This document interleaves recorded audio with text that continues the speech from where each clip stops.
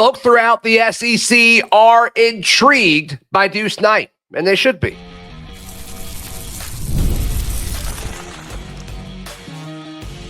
You are Locked On Auburn, your daily podcast on the Auburn Tigers. Part of the Locked On Podcast Network, your team every day. Yes, welcome on into Locked On Auburn, your daily Auburn Tigers podcast. I'm your host, Zac Blackerby, and thank you so much for making Locked On Auburn your first listen every single day. This is a bonus edition of the show. It'll feature a conversation that I had with Chris Gordy, host of Locked On SEC. He's jumping around the conference, previewing different teams, and he wanted some Auburn perspective on things. Asked about like what spring and A-Day is going to look like, but the first real question, which seems to be a common theme when I'm asked to hop on these shows, is about Deuce Knight. Take a listen. Today we stop off in Auburn, Alabama. Zac Blackerby joins us to talk all things Auburn Tigers. Zac, how are you, man? I'm good. You picked a great time to check in on Auburn. The weather has been fantastic here on the plains. And it's weird, too. They're deciding to do things a little bit later this year. I saw they're not going to hit the practice field until the end of March. And then they'll do their spring game. I haven't heard yet that they're going to do a variation. We already heard Alabama's called off their television broadcast of their spring game, but sounds like Auburn still is a full go. We'll see if it's the traditional style 8-day game. Yeah, if I had to guess, it won't be, but we haven't heard official word one way or the other. Auburn is starting later. He talked to media down in Mobile for the Senior Bowl a few weeks ago. His mindset is he wants to make it as compact as possible, which is kind of opposite of the way folks used to want to do it. And so he's going to involve, some heavy like teaching days, but they wanted to kind of, not stretch things out a ton. So we'll see if that works out or not. For the sake of this conversation, we did hear news a couple days ago about Hugh Freeze's health. Prostate cancer, but it sounds like they caught it early enough, and they say he is, expected to make a full recovery, and all that's good to go. I did think we just need to mention it, but all signs point to Hugh Freeze being good to go. However, they did say, like, if he does have to step aside for treatment or something, you have to lean on those assistant coaches, and luckily you got some experienced staff. DJ Durkin's been a head coach before, and that was where I wanted to go with the next point, Zac. Sure. Huge to keep him, especially when you heard teams like Ohio State were calling and trying to poach him. That's the one constant. DJ Durkin, for whatever you want to say about his time at Maryland, what happened there, one thing that's been pretty consistent as a defensive coordinator in the SEC, he's been pretty damn solid. He has been good. And, it's really easy to point out the low points of the season for the defense because that's what fans do. You remember the highs, you remember the lows, but the reality of who you are is in that middle 80%, not the top 10% or the bottom 10%. And that middle 80% of Auburn's defense was really solid. And also when you kind of couple that with the point that they inherited bad field position from time to time, whether it was from missed field goals or special teams in general, or just the offense, not producing consistently throughout the season. I don't think Auburn's defense was consistently put into situations to succeed. And a lot of the times, Gordy, they did. So, DJ Durkin, Auburn holding off Ohio State was huge. Yeah, again, with this unit, it's a lot of new pieces. There's a lot of pieces back. There's some senior leadership back on this team. There's some returning starters. Of course, Keldrick Falk heading into year 3 on Auburn. Everybody wants to see what he does and if he steps up as a leader. But just talk about the defense in general. What intrigues you most, and what's the biggest question in spring for you on the defense? Yes. So, just the overall amount of talent, I think just strictly talent, not experience, not overall players today, but strictly talent. This is the most talented defense Auburn's had in a long time. You think about that 2017 defense and how special that was under Kevin Steele and what they did to, the two teams that played in the national championship that year, Auburn, Alabama. That defense was able to really shut those offenses down. I think Auburn's going to have that level of talent, especially on the back end. You look at what they're bringing back at linebacker with DeMarcus Riddick. He was nothing short of impressive, as well as, Malik Blockton in the defensive interior a year ago. A lot of these true freshmen played a ton of snaps, Gordy. That was a big thing that Auburn started pushing as they should. I think it helped them with recruiting, saying, hey, we're playing more freshmen than anybody. And our defense was actually really, really good. And so guys like Caleb Harris coming back at safety and Jay Crawford at corner, coupled with Kayan Lee, and then you've got Keldrick Falk on the front end, like you said. Auburn did a great spot when it comes to overall talent on the defense. I said a lot on Auburn a ton. My biggest question mark is how close to done are they when it comes to filling in the interior defensive line room? They went out and got a few guys. I think their starters are fine, but we all know how the defensive line works. And, of course, DJ Durkin and Vontrell King-Williams, the defensive line coach, they want to rotate defensive linemen as anybody does in the SEC or really throughout college football for that matter. They probably need more guys on the interior unless they want to play a bunch of freshmen, which that might be the move. One more question on the defense. DB Rayon Strader coming over from, I believe, Miami of Ohio. Yes. And highly thought of, but I think we were all kind of shocked this past week when one of the public services out there put out, their top 100 returning players in college football and had him as a top 10 player. Is that a little bit overrated? What are real expectations for Rayon Strader?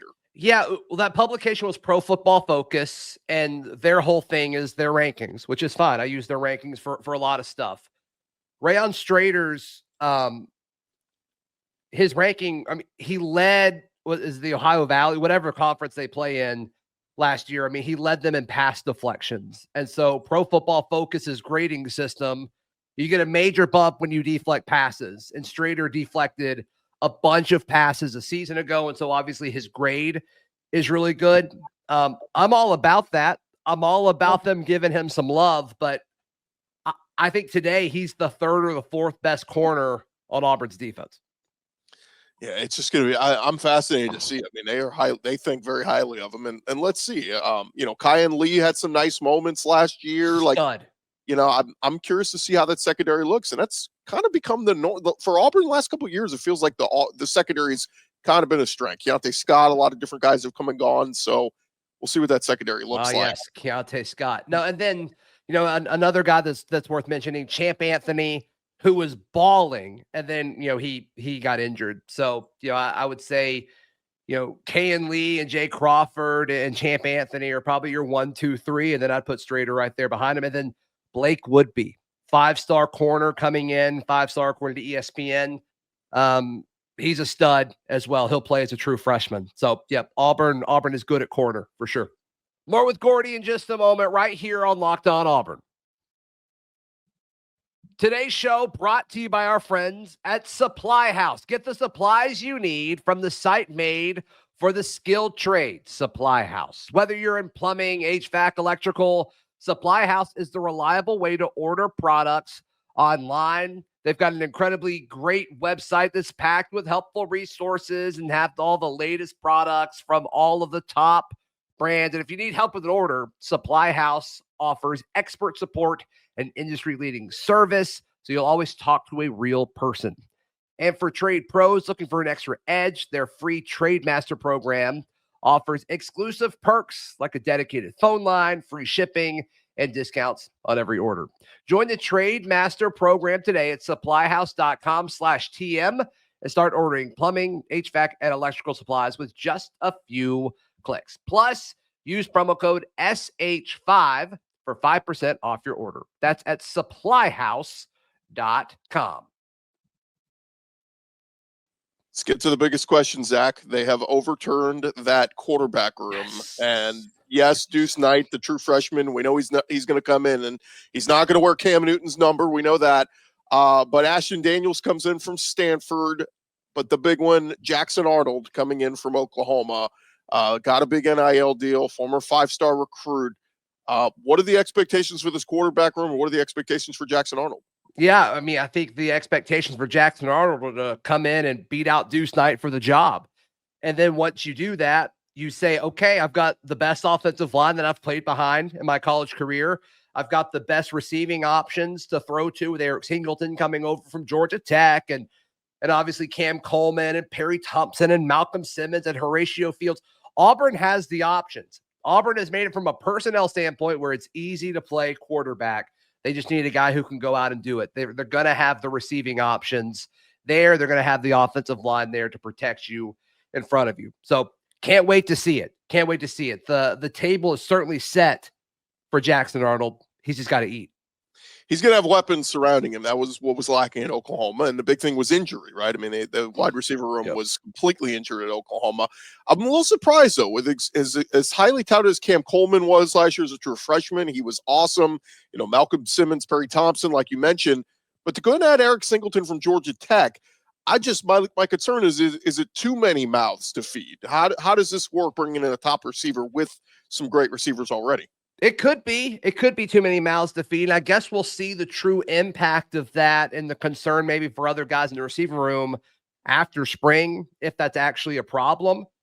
But I can't imagine that it will be. I mean, Singleton, the expectations for him to be here for a year. It seems like Perry Thompson hasn't fully developed and adjusted to the speed of the college game, or at least the SEC level. And so I think some of these young guys, like the Freeze 4, I think they can learn from a guy like Singleton, like they learned under a guy like KLS a year ago. Couple more here. Jarquez Hunter was number 2 in the SEC in rushing last year. He is gone. Is there an heir apparent between Damari Alston and Jeremiah Cobb? I know they bring in Darrell Robinson from UConn. Or is this going to be maybe running back by committee?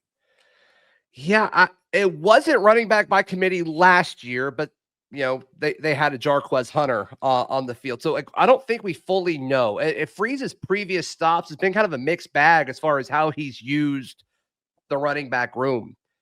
And I also think the amount of touches to running backs, at least from the form of handoffs, is going to go down just because, if you're not going to use Jarquez Hunter a ton, or at least as much as you should, are you going to use these guys as much as you should? I don't know. To me, I do think Damari Alston is 1A and Jeremiah Cobb is probably 1B. And then it's going to be interesting to see who is RB3. Is it Darrell Robinson, the transfer from UConn? Is it Alvin Henderson? He broke every Alabama high school state rushing record ever his senior year. So we'll see how he kind of enters the fold this spring. All right, Zach, last question. We know the schedule. Auburn opens at Baylor. They have road trips to Oklahoma, to Texas A&M, to Arkansas, to Vandy, but home games against Georgia, Mizzou, Kentucky, Alabama. What's the realistic expectation for this Auburn team in 2025? Yeah, FanDuel has Auburn's win total at 7.5. They're usually all over it. So, 7-5, 8-4. I think that's kind of the ballpark we're living in. But I do think the upside is tremendous for this team. If it all comes together, if Hugh Freeze finds a quarterback that can run his offense, I think the ceiling is very high for the Tigers. These spring practices will tell us a lot about this Auburn team and what to realistically expect from the quarterback. And if Jackson Arnold can live up to that 5-star hype, Auburn could be in for a very, very good season. He is Zac Blackerby, host of Locked On Auburn. Zach, thanks for the time as always. Yeah, awesome stuff, Gordy. All right, that was our conversation on Locked On SEC with Chris Gordy earlier this week. A little shorter show, but wanted to get something out this afternoon for you guys. Go give Chris some love over at Locked On SEC. Make him your second listen. And of course, thank you for making Locked On Auburn your first listen every single day. Please like the video. Please subscribe if you haven't already. If you're tuning in on audio, please subscribe there as well and leave us a review. Helps the show out a ton. Thank you so much. We'll see you next time. This has been Locked On Auburn.